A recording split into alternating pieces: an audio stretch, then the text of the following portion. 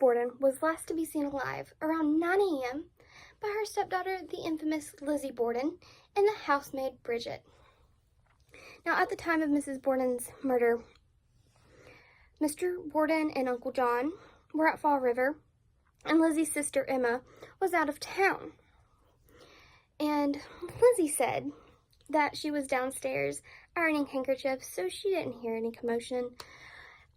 And Mrs. Borden was found in the room Uncle John had stayed in the night before. Now, this room is the most requested rooms for overnight stays at the Lizzie Borden Axe Murder House and Museum. And when Mrs. Borden was murdered, we don't actually know how she was murdered, so we don't know if she was facing her attacker and couldn't, or just didn't fight back, or whether she was standing up or kneeling down. But we do know this, where the wounds are.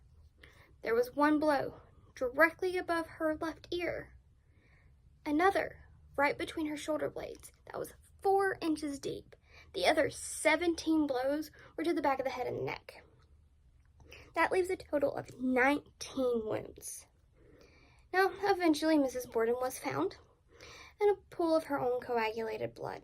Between the blood and the stomach contents of both victims, that we put Mrs. Borden's death, I'd say around 9:30 a.m.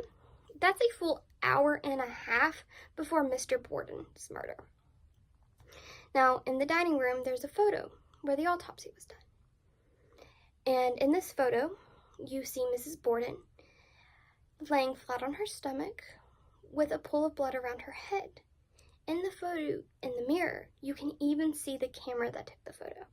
Now, did you know that the Borden crime scene photos were actually the first crime scene photos to be taken in the United States?